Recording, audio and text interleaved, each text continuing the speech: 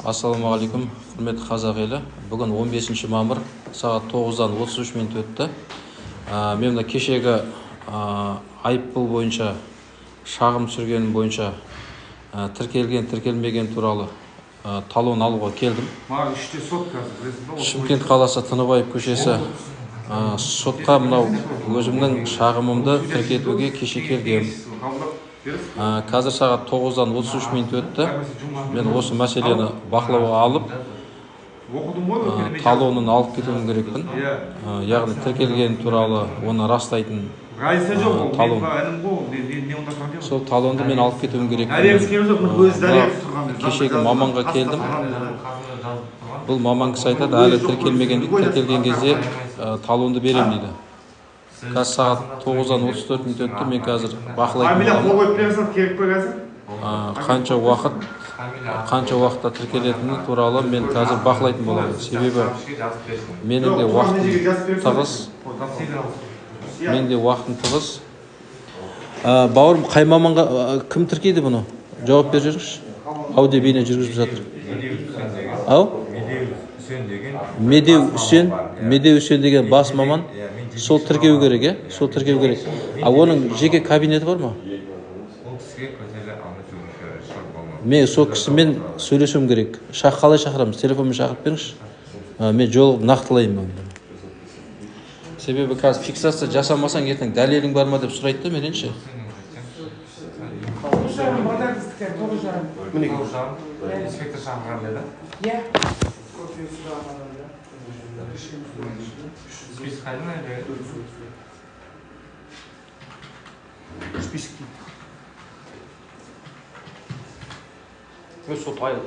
Медеу деген маманы тіркейді екен. Қазір шақырып бер деп айттым. Шақырып беру керек.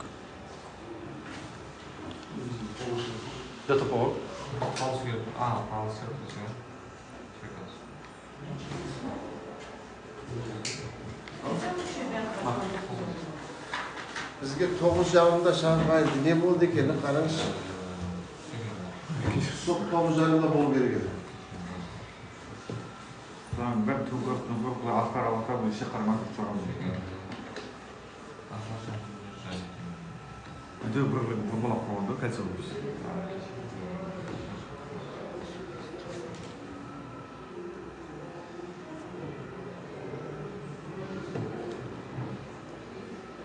Bir қызығы мемлекеттік мекемелер қателессе, оған айыппұл жоқ. Адамдар жүгіріп жүре береді адамдар, бірақ оларға айыппұл жоқ. Бізді 9:30-ға балам шақырған еді, қарашы, пожалуйста. 9:30-ға инспекторын шақырған. Бұл басына шықпеген еді.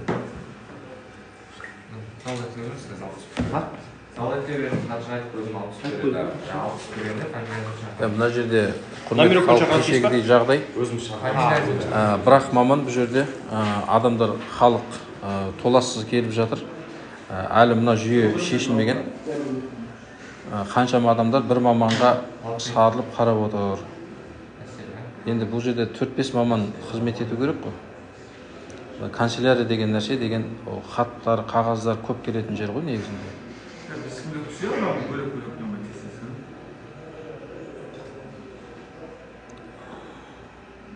Бұл маманның алдында қазір 5 адам тұр қазір. Қазір сағат 9:30-да сот болу керек еді негізі.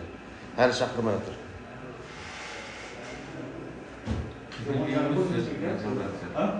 Қандай тіркелмеген? Не үшін шақырды болмаса? Сіздердің материалдарыңыз бүгін тіркеліп, бүгін қаралатын материал. Сіздер адамдар түгел болмаса, материалдарыңыз қабылданбаймыз. Адам түгел болмаса? Қандай түгел болмаса? Тұрмыз ғой осы жақта. Бар, медеу шақырдыңыз ба? Шақырып атқан жоқ. Шақырып қойдыңыз, жақсы, күтіп жатырмын.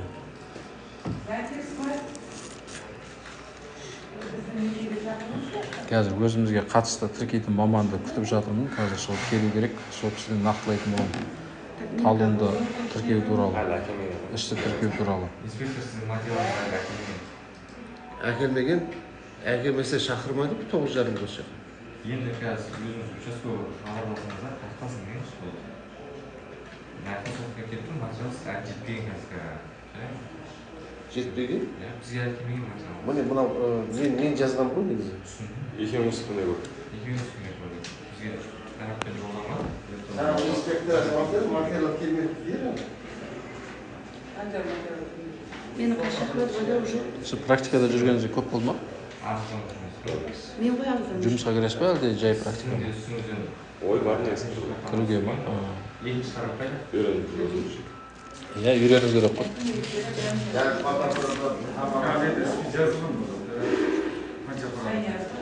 Ертең сіздің де алдыңызда тұрады осылай 10 шақты адам. Ананы бер, мынаны бер.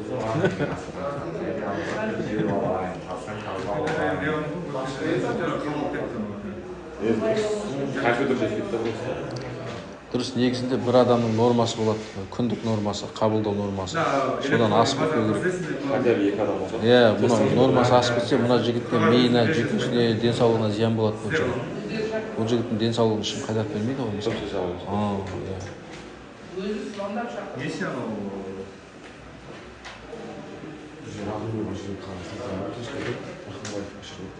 Видеолар не var mı? Өзі жіберіп салып қояды. Видеоларда дискке жазып, сотта бересің. Операция. Флешкіде болады. Дискке флешка алып. CD диск па?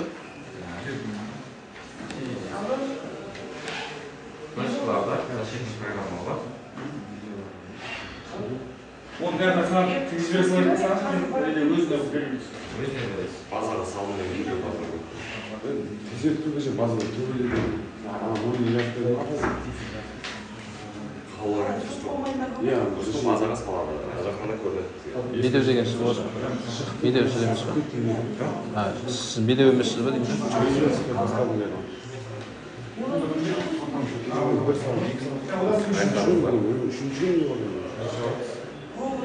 Рахымбек Рашидовтың қауыс.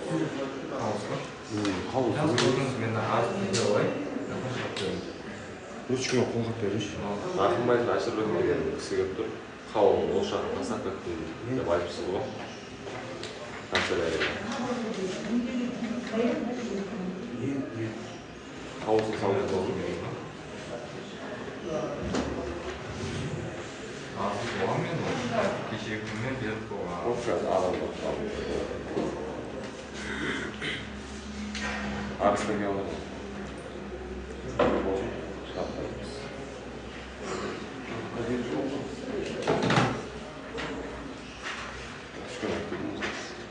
Үшінші күн болды. Кеше 15 минут күттік. 2 сағат күттік. 15 минут ашып шықты.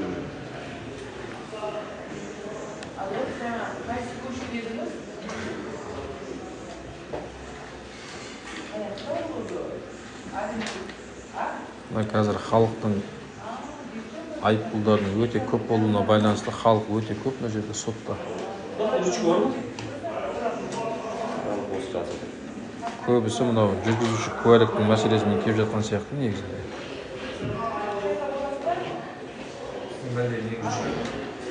Мен кеше қолып берген бар. Ау? Кеше қолып берген бар, мен қалдағы қолым. Иә. Негіз қайда? Мен қолымда тұр. Номерациясын маған тағы бір копия шығарыңызшы сосын. Тағы бір копия.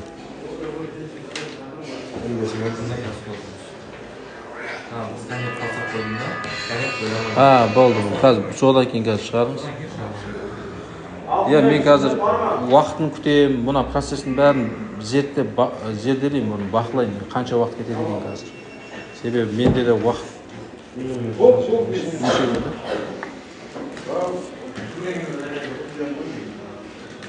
медеусіз боласың ба? Келген адам бәріне медеусің ба деп сұрай беретін. Сіз біраз болып жүргеніз бе? Кеше келдім. 3 күн болды ма жүргеніңізге? Енді мына жердің жүйесі дұрыс емес сияқты да, мен ойымша қандай жүйе екен білмеймін. Себебі халық көп қой, халық. Бірақ маман екен отыратын. Бір практикант бар, көмекшісі.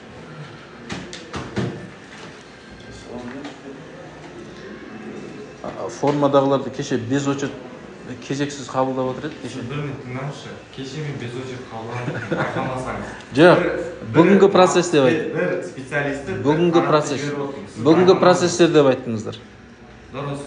Сізге мен түсіндіріп отыруға шаршадым сөзін ашам. Мен сізге бір айттым. Қарасаңыз мен бір Жоқ, мен сізден шашу сұрап жатқан жоқ. Сіз өзіңіз мен сөзіме өзіңіз араласып отырсыз. Просто бір нәрсені повторять ете беремін. Мен оны өзіме айтып жатырмын, мен сізге айтып жатқан жоқпын. Сіз себебі бұны бәрін шеше алмайсыз ғой. Бұл мәселені сіз шеше алмайсыз.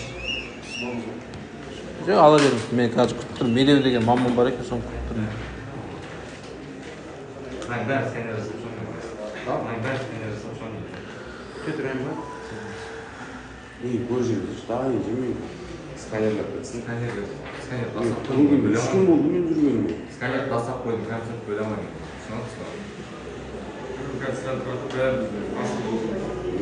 Сізде біраз болды жүргеніңіз. Адам бәрін танып отыр.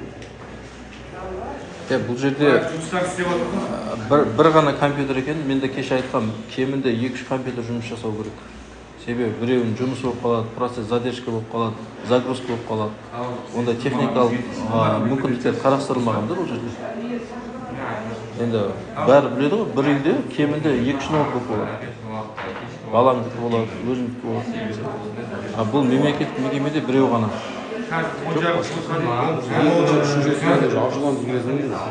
Ашылан келесің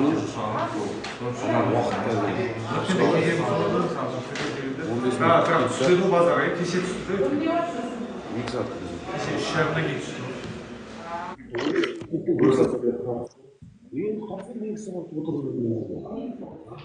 баратын жерлер бар деген. Кішкене еріп жүрген болды.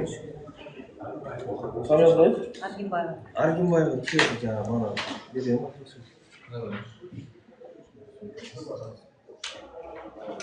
Аргимбаева. Ол тағы бір кенші кейіні бұл? Асен. Иә, екеуі осы екеуі иә. Үшінші жаңа сот нені алып келдім. Соттан Оспановтың.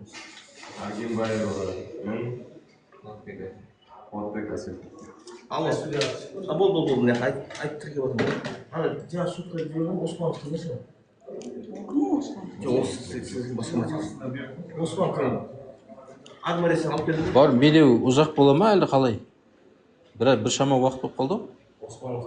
Иә, армариясын жаңа алып келдім. Екеуі де осы. Ау?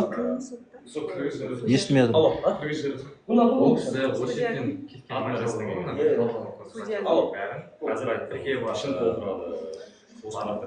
Шығу уақытын қалай қазір шыға ма? Мен тұра берем ба осылай? Тағы бір ескертіңізші өтініш. Бір шама уақыт болып қалды себебі.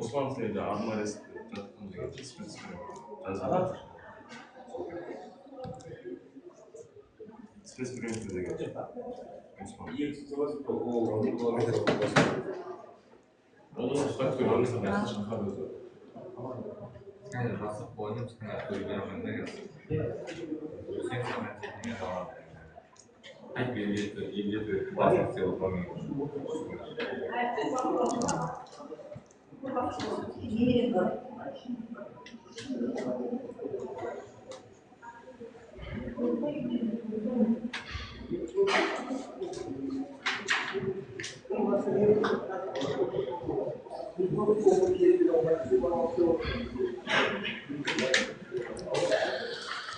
Сканер 60-70 парақ сияқты ғой, иә? Оған 80-ге бар. 80 парақ, иә? сол үшін айттым бұл кісіге. Қалай көре беремін, әметті тіркеп беремін. Жоқ, қазір. Кімге? Алым жоқ енді айтқан ғой. Айтқан келіп, сөзі маған қалып деді, сән. Жоқ, мына жігітті 3 күн болды дейді ғой жүргенімен. Оның ішіне түсу керек еді осы Мен білмеймін, паспорт беремін басқа. кеше қырылып жүріп болды. Медеу деген сіз ба? Ол? Медеу? Жоқ. Келген адам бәріне медеусің ба деп сұрап жатырмын. Жоқ, медеу деген жоқ. Медеуов па? Аты кім ол кісінің? Үшен ба? Үшен деп сұрайды екен ғой. Келген адамдардан Үсен емессің ба деп сұрақ қою керек болды.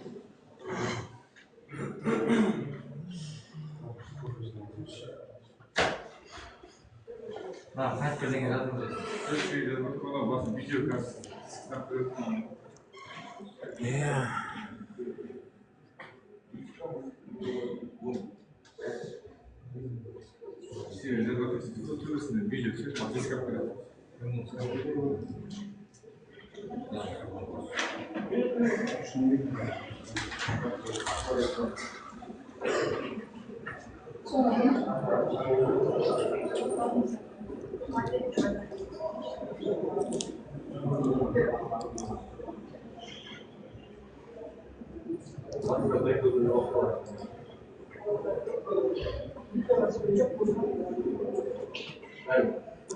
Медеуов Үсен деген маман келу керек екен.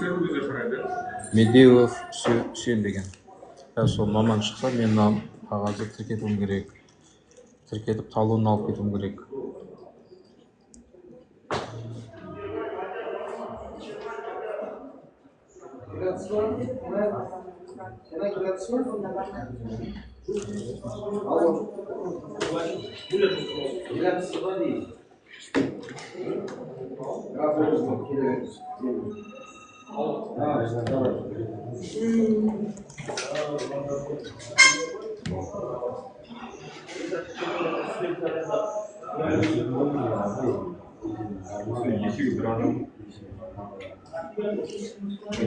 Қазір сағат 9-дан 50 минут өтті.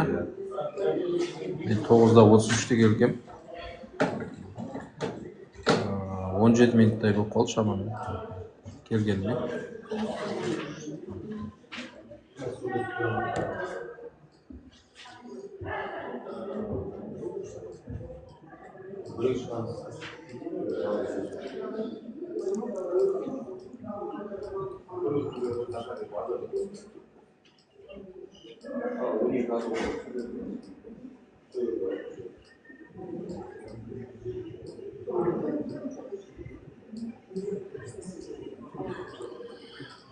Бір қызметкер айына 3 миллионнан ба 4 миллионнан ба асып жібереді екен айыппұлды.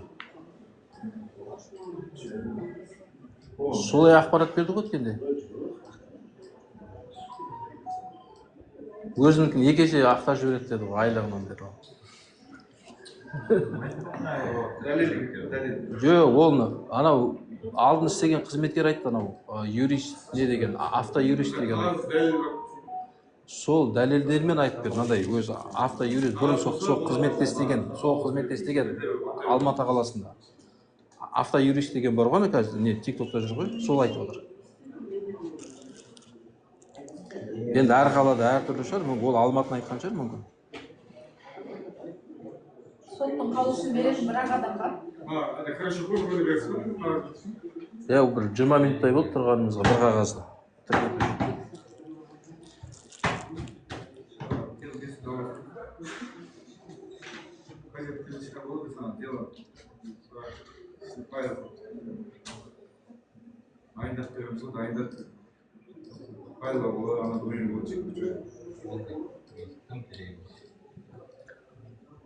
Жетпіс тоғыз, 53 деген.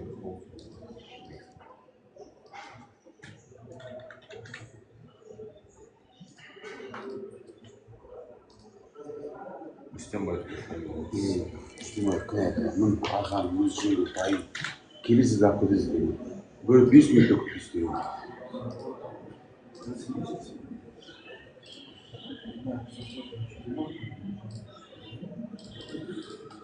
Мен қазір 15 минутта адамды сұхбаттасып қайтамын 4 сағат отырсам. 2 сағат отырмын. Оның алдында да одан жұмысымызда бар бәрі.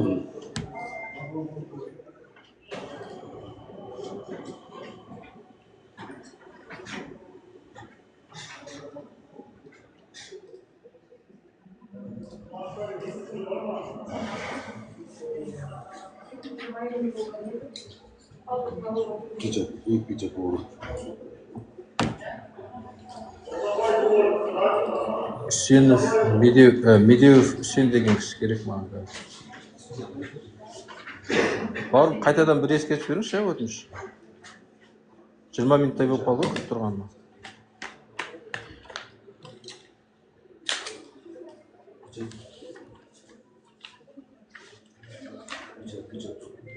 Электронный печать.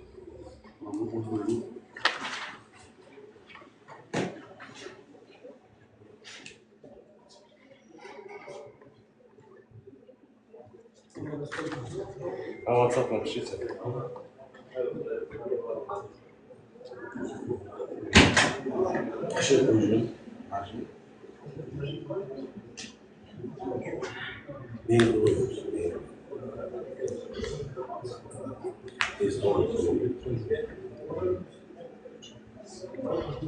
Тіркелді ме, қалай болды? Талон бересіз бе ол туралы? Судья жазып еткен. Копиясын бердім. Қабылданған күні номерациясы. Негізі бөлек талон берілмейді бұған, ә? Оған мынандай талон салып тұрсыз, мен Осылай талон берсеңізші бұл маған. талон тіржіға берілмейді. Берілмейді ме? Себебі авто бөліну деген, автоматты бөлу деген бар. Жақсы, мен анықтап жатырмын, иә. Болды, осымен кете беремін, тіркелді, иә?